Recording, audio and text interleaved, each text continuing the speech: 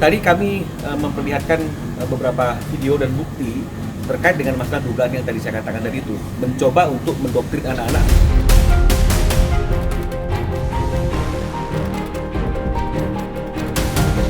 Mau ketemu ayah? Iya, mau ketemu ayah.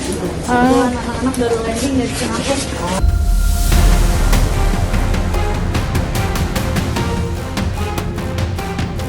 Iya pasti gitu, cuman kan ini dalam situasi yang ramai gitu, jadi kan tapi alhamdulillah tetap disyukuri.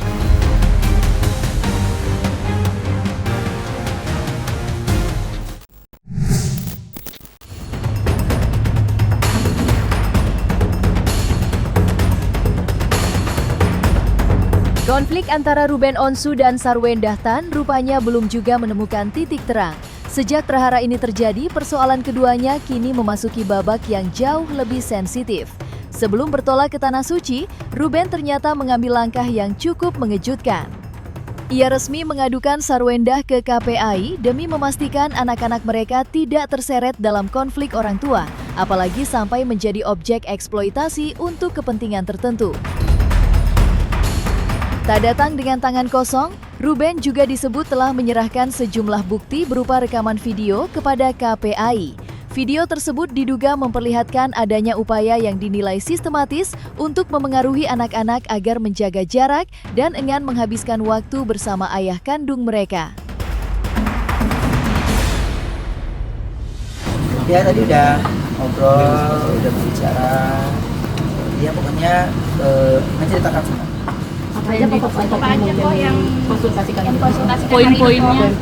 Dia anak, cuma anak aja, ini dia anak, itu aja. Tadi kami memperlihatkan beberapa video dan bukti terkait dengan masalah dugaan yang tadi saya katakan tadi itu, mencoba untuk mendoktrin anak-anak supaya artinya itu salah satunya supaya tidak mau berkumpul dengan ayahnya atau mungkin ada ketakutan hal yang lain.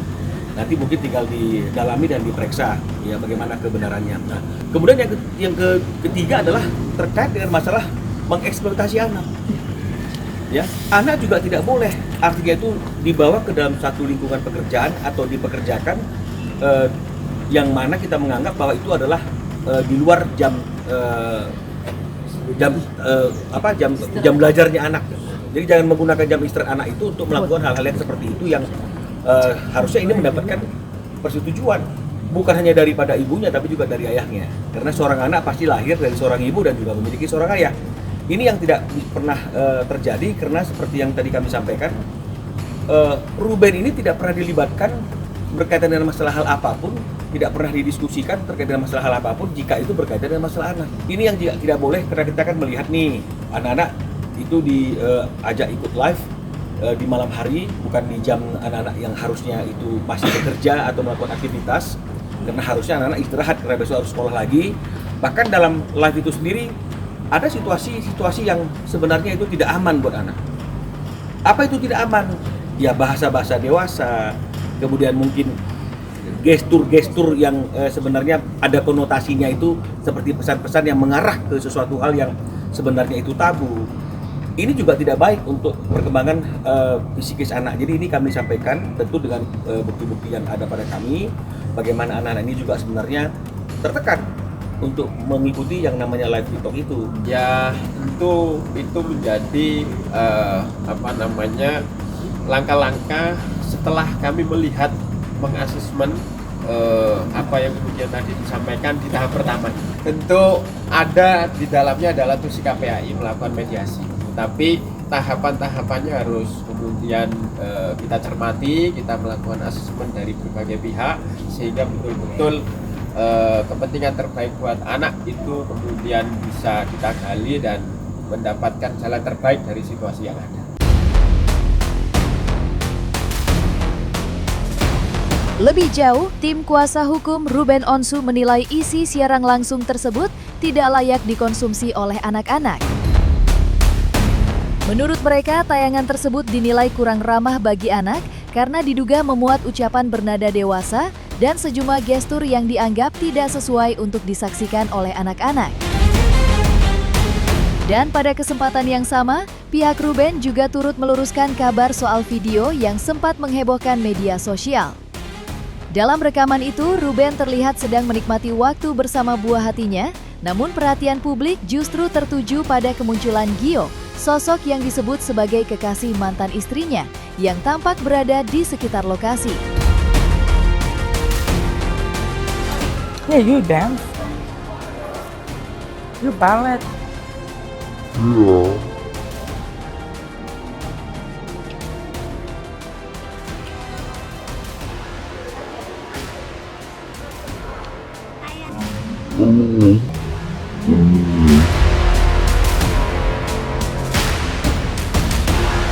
Itu juga sebagai bukti bagaimana seperti yang Ruben sampaikan, acara itu, semua keberadaan mereka di acara balet itu adalah atas dasar biaya Ruben Onsu. Ya, tapi Ruben Onsu tidak diberikan ruang, tempat, waktu yang sesuai dan sepantasnya untuk bisa bertemu dan berkumpul secara akrab dengan anak-anaknya. Tadi juga itu disampaikan kepada Ketua KPAI, bagaimana saya yang bayar biayanya, semua ada di situ, saya yang bayar, tapi saya tempat duduknya aja dipisahkan. Gitu. Saya duduknya di sini, anak-anak duduknya di sana dengan orang lain gitu misalnya, ya teman pria ibunya kan begitu ya, kan lucu nih. Padahal semua dari situ karena biaya Ruben, terlepas dari biaya, jangan nanti dianggap kita biaya-biaya terus, tapi kan ayah kandungnya adalah Ruben. Tapi tempat duduknya jadi dipisahkan gitu. Dan dia juga tidak mendapatkan akses untuk bisa bertemu dengan leluasa ke anak-anaknya itu. Bahkan ketika break ketemu sama anak-anaknya, seperti yang tadi dilihat di postingannya Ruben, dia bercanda dengan anaknya, diberikan semangat. Tapi dia sebagai ayah kandung, ya patut diduga diminta oleh ibu kandungnya, diawasi oleh teman pria ibu kandungnya. Jadi kan terlihat dengan jelas bahwa pria teman ibu mengawasi itu, seperti orang seperti dialah yang punya anak gitu ya. Dan kalau kita lihat sampai akhir postingan itu, video itu, di saat terakhir nanti itu ada kondisi ketika masih dipeluk ya, digendong sama si Ruben, tangan anaknya ditarik sama S, ya, ditarik gitu misalnya. Dan Ruben nggak mau ada keributan, dia turunkan. Nah, inilah yang selalu saya sampaikan itu, janganlah artinya teman-teman yang artinya berpihak kepada sebelah itu mengatakan, oh kan gampang, ini banyak cerita, Ruben datang aja ke sekolahnya. Apakah dia tidak tahu? Apakah dia berpikir kalau Ruben datang terus dengan gampang dia bisa mengambil anak itu dan kemudian bisa berkomunikasi dan berinteraksi? Karena anak-anak juga dijaga oleh babysitternya, oleh pengasuhnya, oleh drivernya. Jadi kalau misalnya kemudian Ruben datang dan kemudian mengambil anak itu, maka akan terjadi adegan tarik-tarikan. Usai merampungkan pengaduan resminya di kantor KPAI, Ruben Onsu tampaknya memilih menenangkan hati dan menyerahkan segala kegelisahannya kepada Sang Pencipta. Tanpa menunggu lama, Ruben langsung memantapkan langkahnya untuk berangkat ke Tanah Suci. Pada malam tadi, Ruben bertolak menunaikan ibadah umroh bersama sahabat dekatnya Ivan Gunawan. Di tengah berbagai persoalan yang masih membelit kehidupan pribadinya, perjalanan spiritual ini seolah menjadi momen bagi Ruben untuk menenangkan diri sekaligus mencari ketenangan batin.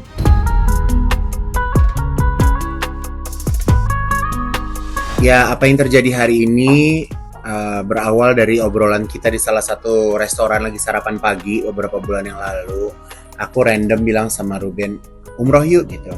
Ya udah yuk, mau kapan gitu. Jadi ya udah, jadi semenjak Ruben ngomong mau kapan langsung diatur waktunya, dan ini adalah momennya di mana aku sama Ruben akhirnya berangkat umroh insyaallah bersama dengan Hamdan Tour dan bersama dengan jamaah-jamaah lainnya, nanti akan ketemu di sana.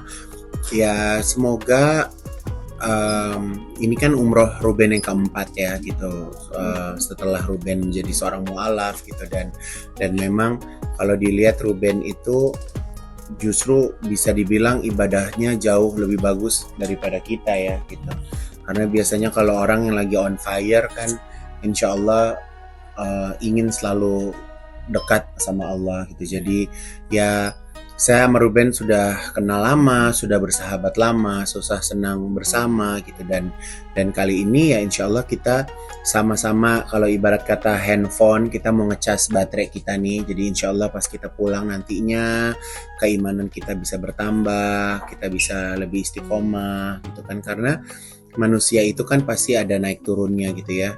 Badan aja bisa capek gitu, apalagi kalau kita berbicara tentang keimanan.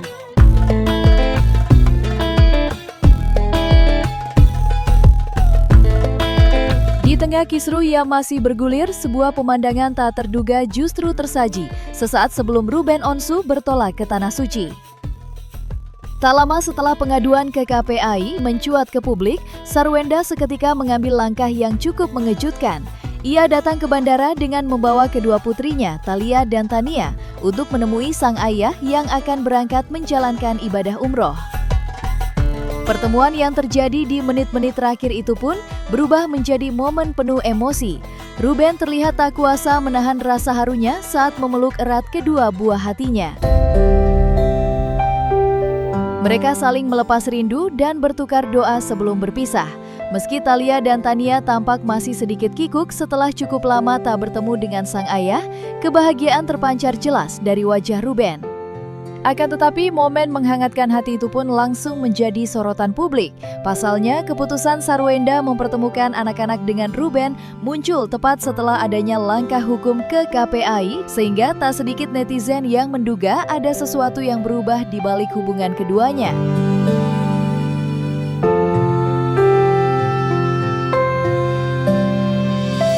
Mau ketemu ayah? Ketemu ayah? Ya, Ci dalam rangka apa sih? Jalan-jalan apa gimana sih? Mau kemana sih? Mau ketemu ayahnya Ci? Mau ketemu ayahnya. Ini kagak bisa nih. Ya, betul sekali. Ini hari ini mau ketemu ayah.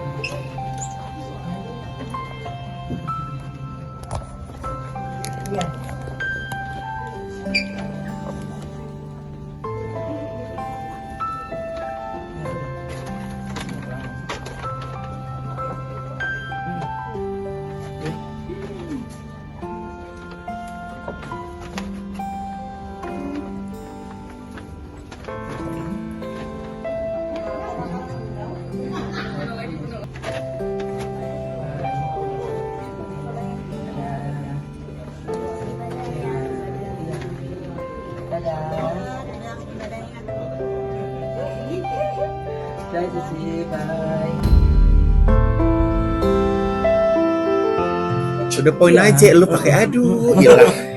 Iya pasti gitu, cuman kan ini dalam situasi yang ramai gitu, jadi kan tapi alhamdulillah tetap disyukuri. Rasa bertemu dengan anak. Jangan usah terlalu dalam, udah itu dijawab gitu ya. Apalagi tadi dikasih oleh-oleh juga ya? Iya, dikasih ya, senang alhamdulillah, aku bilang terima kasih gitu. Dan terus ya pokoknya saya cuman serahkan semuanya yang saya lewati ini ya lewat dalam doa gitu. Bagaimana kita nggak ada yang pernah tahu setelah ini kita kedepannya bagaimana gitu ya. Pokoknya kalau Allah udah atur dah semuanya dah, itu udah pasti jalan yang terbaik. Pertemuan mendadak antara Ruben dan kedua putrinya di saat dirinya hendak berangkat umroh pun meninggalkan kesan yang begitu mendalam. Banyak yang menilai momen ini terasa seperti sebuah keajaiban kecil yang datang di waktu yang tepat. Bagaimana tidak, di tengah perjuangannya untuk bisa kembali dekat dengan anak-anaknya, Ruben justru mendapat kesempatan bertemu dan melepas rindu tepat beberapa saat sebelum terbang ke Tanah Suci. Seolah ada jawaban atas segala doa dan harapan yang selama ini ia panjatkan. Bagi sebagian orang, peristiwa ini menjadi pertanda bahwa setiap ikhtiar dan doa yang diperjuangkan dengan tulus pada akhirnya akan menemukan jalannya. Bahkan sebelum menapakkan kaki di Tanah Suci pun, Ruben seakan telah lebih dulu menerima hadiah yang paling ia rindukan, yakni bisa kembali memeluk kedua buah hatinya.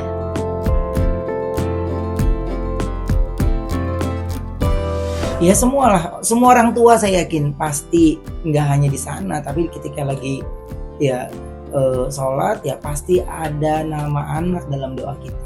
Tuh, ya mudah-mudahan kita juga ya khususnya saya lagi banyak belajar juga kan ya gitu. Jadi ya mudah-mudahan apa yang saya sampaikan itu semuanya hal-hal yang baik untuk anak-anak saya. Pasti kita pengen ekspresi mengedepankan estetika. Kan dokter sampaikan. Jelas tadi mendengarkan.